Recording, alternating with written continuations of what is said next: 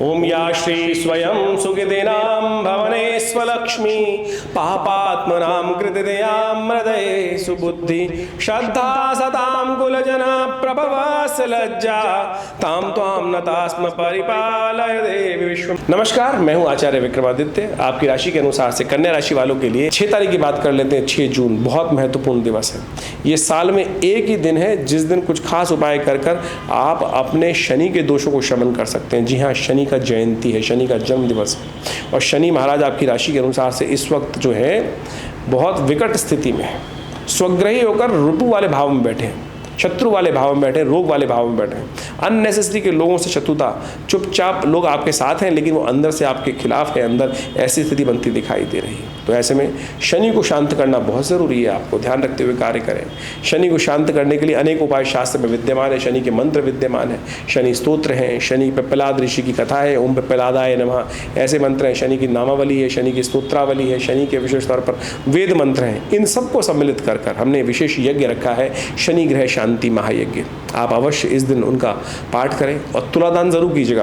अपने शरीर के अनाज के बराबर, वजन के बराबर अनाज दान करने से शनि पूरे वर्ष आपके अनुकूल रहेंगे।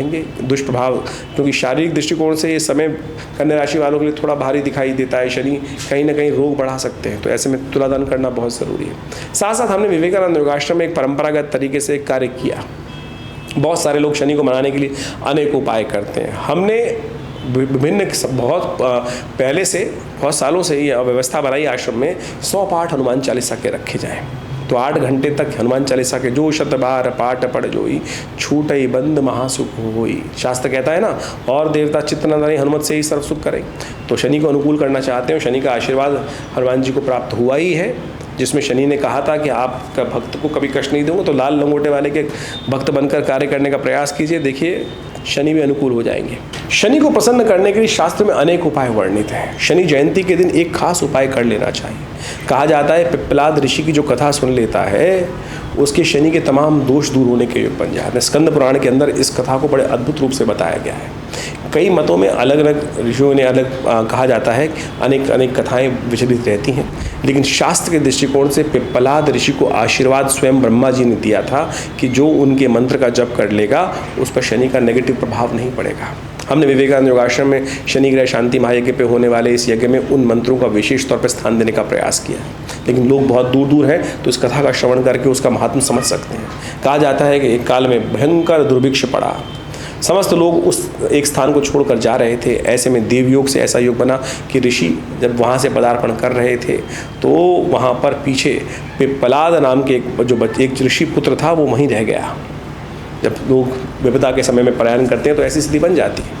तो कहा जाता है बालक बहुत छोटा था और वो एक पीपल के पेड़ के नीचे जीवन यापन करता हुआ किसी प्रकार से पीपल के जो वृक्ष के पत्ते थे, पीपल के पेड़ के जो फल थे, उन्हीं को खाकर जीवन यापन करता रहा। साधना होती रही, ध्यान होता रहा। धीरे ऋषि पुत्र था, ऋषि अंश थे, तो ये जीवन इस प्रकार से चलता रहा।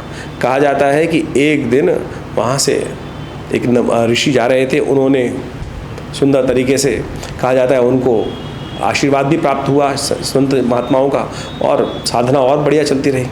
लेकिन उस बालक ने विशेष तौर पर उन ऋषियों से प्रश्न किया कि हे महाराज, हमें बताएं कि मेरे जीवन में ये कष्ट क्यों आया, कि मेरी स्थिति ऐसी रही कि परिवार से भी दूर हो गया और इस पीपल के पेड़ के कोटर में रहकर मुझे अपना जीवन यापन करना पड़ा। तो उन ऋषि ने उनको बताया कि ये सारा का सारा आपके पूर्वजन्म कर शनि के दुष्प्रभाव के कारण से ये योग बना, कि जिसके कारण से शनि के जो भयावह दंड था वो आपको भोगना पड़ा। ऋषि को बड़ा क्रोध आया ऋषि पुत्र को, और उन्होंने आकाश मार्ग पे देखा और शनि महाराज वहीं से देखते ही उनकी दृष्टिपात होती हुई, कहा जाता है कि उस धरा पर, उसी जगह उनके जहाँ पीपल का पेड़ था वहीं आकर ज़मीन पर गिरे और उन्हीं के कारण से उनके घुटनों में चोट लग गई। उस दिन से शनि की स्थिति जो पंगु हो गए, शनि कहा जाता है उस दिन शनि भी पंगु हो गया। उस दिन से जब शनि महाराज उस धरा पर आकर गिरे तो पृथ्वी, जो संसार का जो चलन था, वो दिक्कत में आ गया। ब्रह्मा स्वयं उपस्थित होते हैं वहाँ पर। कहा जाता है ऋषि को, कथा को हम छोटी करने का प्रयास कर रहे हैं, तो ब्रह्मा जी के आशीर्वाद से पिप्पलाद से प्रार्थना करके ये कहा गया कि हे ऋषि, आप शांत हों। शनि जो देते हैं वो तो कर्म अनुसार प्रभाव देते हैं, लेकिन अब इनको क्षमा करें आप।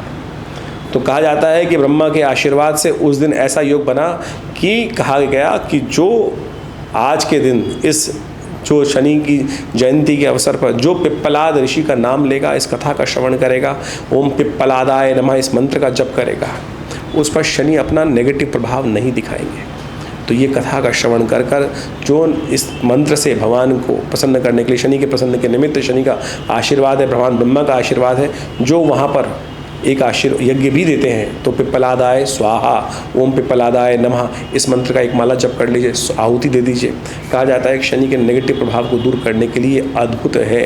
तो यहाँ शास्त्रोक्त है, स्कंद पुराण की कथा है, भविष्य पुराण में भी इस प्रकार की कथा बताई गई है। तो आप अवश्य इन कथाओं को महत्व रूप समझकर, स्थिति का महत्व समझते हुए कार्य करने का प्रयास कीजिए। ये शास्त्र में वर्णित कथाएं हैं और इन सब के द्वारा शनि जयंती पर हमने भी विवेकानंद योग आश्रम में बड़ा कार्यक्रम रखा है। आप अवश्य इसमें सम्मिलित होकर, यज्ञ में सम्मिलित होकर हनुमान चालीसा के 100 पाठ रहेंगे।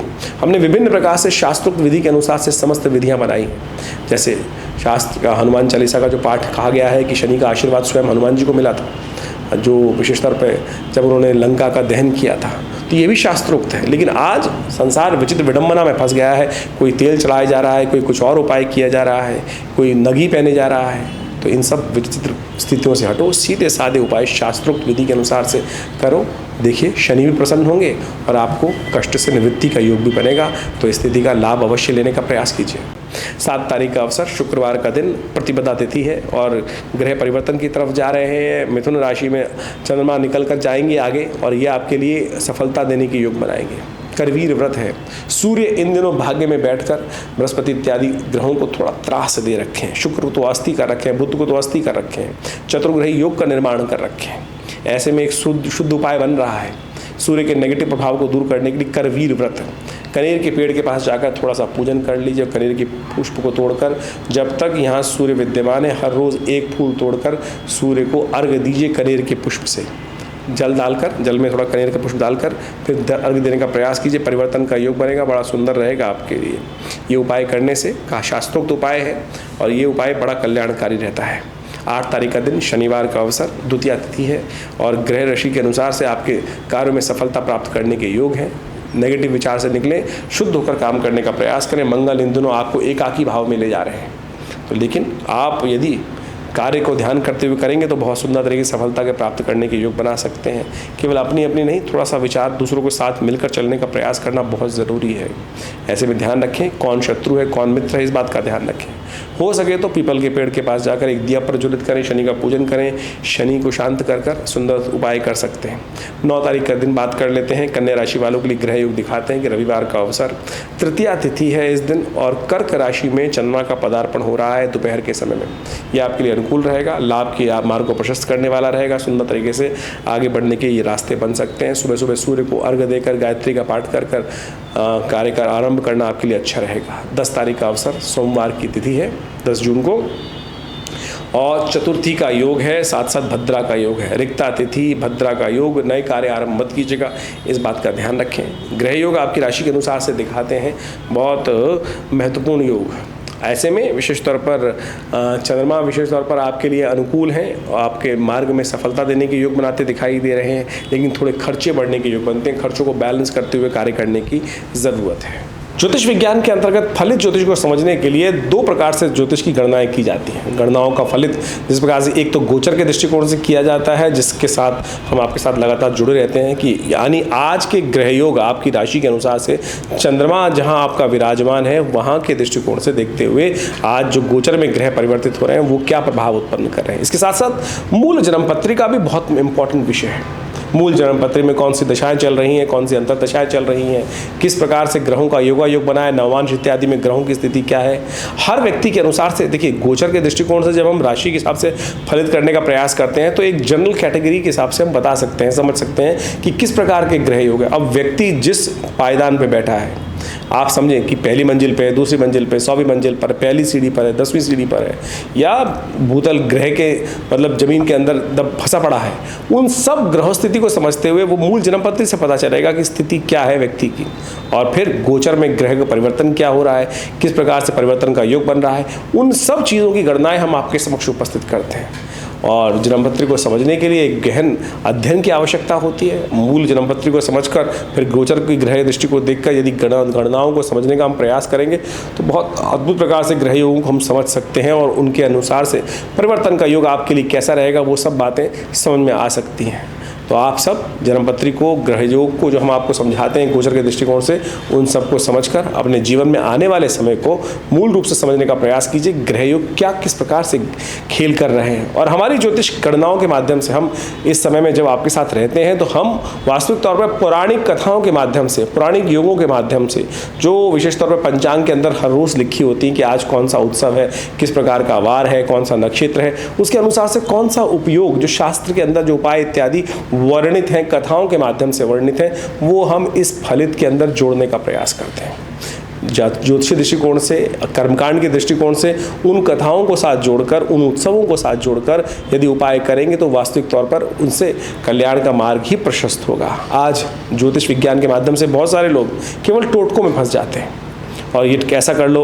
देखिए, ज्योतिष के अंदर यदि पंचांग को आप देखेंगे ना तो वहाँ हर रोज़ नए उत्सव वर्णित हैं और उन उत्सवों के पीछे कथाएं भी वर्णित शास्त्रों में, पौराणिक कथाओं के अंदर आती हैं। उन सबको समझेंगे तो आप देखिएगा हमारे इस कार्यक्रम में हम उन्हीं पौराणिक कथाओं को ही जोड़ते हुए, उन पौराणिक मतों को जोड़ते हुए, उन पौराणिक उत्सवों को जोड़ते हुए, समझते हुए उन उत्सवों को आपके साथ वर्णित करने का प्रयास करते हैं। और यदि उन उपायों को आप करेंगे तो हमें ये विश्वास है, हमने देखा है कि अद्भुत रूप से कल्याण का मार्ग प्रशस्त होता है, कष्ट दूर होते हैं। पौराणिक कथाएं जो हैं बड़ी महत्वपूर्ण हैं और पंचांग ने उनको बहुत बढ़िया तरीके से समझाने का प्रयास किया है। तो हम उन सब के माध्यम से आपको आपके समय के अनुसार से उन सब उपायों को जो बताते हैं अवश्य करिए। देखिए, परिवर्तन का योग अद्भुत बनता है। शास्त्र कहता है, एक घड़ी आधी से पुनियाद, तुलसी संगत साथ की, हरे कोट अपराध। तो कोशिश ये करें, इन उपायों को जीवन में स्थान देने का प्रयास करें। और हमारे विवेकानंद योगाश्रम में हमने पिछले करीब 60 सालों में सदगुरु आचार्य श्री केशव देव जी के महाराज के सानिध्य में विभिन्न भारतीय पराविद्याओं पर शोध किया, चाहे वो मंत्र विज्ञान है, चाहे वो यज्ञ विज्ञान है, चाहे वो भारतीय विभिन्न क्षेत्रों में योग विज्ञान के माध्यम से, और बड़ा एक शोध संस्थान विकसित किया। यहाँ पिछले करीब हमारे आश्रम पे 60 सालों से नित्य 8 घंटे यज्ञ होता है। विभिन्न मंत्रों पे हमने शोध करके देखा है। बहुत सारे लोग ऐसे आए कि जिनके जीवन में शारीरिक कष्ट अद्भुत रूप से था। एक तो कई कष्ट तो ऐसे आए कि बिल्कुल कोई दवाई काम ही नहीं कर रही थी, और जैसे ही महामृत्युंजय मंत्र का प्रयोग किया गया उनके लिए अनुष्ठानिक तौर पर देखिए आप परिवर्तन का योग बना। विभिन्न ग्रह योग ऐसे थे कि विकट परिस्थिति में थे, केस पे केस, कोर्ट में जमानत भी नहीं हो रही थी, लेकिन ऐसे में दुर्गा शमनी का, सुंदर भगवती दुर्गा का प्रयोग किया गया और उन केसों के माध्यम से उनके जीवन में कष्ट के दूर पड़े। शत्रु लगातार परेशान कर रहे थे। ये सब वास्तविक तौर पर शास्त्र में जो वर्णित कथाएं हैं उनको भी हम समझे। बगलामुखी जी का प्रयोग बड़ा दिव्य है और कहा जाता है कि मुकदमे इत्यादि विजय में शत्रुओं पर विजय प्राप्त करने के लिए वो अद्भुत रूप से कार्य करता है। हमने हजारों बार करके देखे ये सारे प्रयोग, बिल्कुल प्रत्यक्ष रूप से काम करते हैं। श्रद्धा के साथ, विश्वास के साथ इन सब चीज़ों को किया जाए तो जीवन में कष्ट दूर होने के योग अद्भुत रूप से बन सकते हैं। तो विभिन्न उत्सव जो समय समय पर आते हैं हम आपको अवगत कराते रहते हैं, उन मंत्रों को साथ भी आपको जोड़ने का प्रयास करते हैं। हमारे आश्रम में जैसा नित्य हमने कहा आपको कि नित्य 8 घंटे यज्ञ होता है। माँ भगवती का सुंदर शिवविग्रह विराजमान है जो 1947 में मुल्तान से आया, और आज उनके ही सानिध्य में चमत्कारिक मंत्रों का यज्ञ जब करते हैं तो उनके कार्यों की, मनोकामनाओं की फलीभूति होने में हम बहुत अद्भुत प्रकार से देखा गया है, प्रयोगों करके देखा गया है कि वो फलीभूत होते हैं, चमत्कार उपस्थित होता है। तो आप नित्यप्रति आश्रम में होने वाले यज्ञों में हर रविवार को पधार कर उसमें सम्मिलित हो सकते हैं। विभिन्न कार्यक्रम समय समय पर होते रहते हैं, उनको अवगत आपको कराते रहते हैं। हॉस्पिटल इत्यादि में बहुत सारे कार्य चलते हैं। विवेकानंद योग नेचुरोपैथी आयुर्वेदिक हॉस्पिटल जो चल रहा है, गौशाला की चल रही है, साथ साथ विभिन्न भंडारे चलते रहते हैं समय समय पर। आप सब भी उन सब कार्यक्रमों में आश्रम के साथ जुड़ सकते हैं। आपका स्वागत है। धन्यवाद।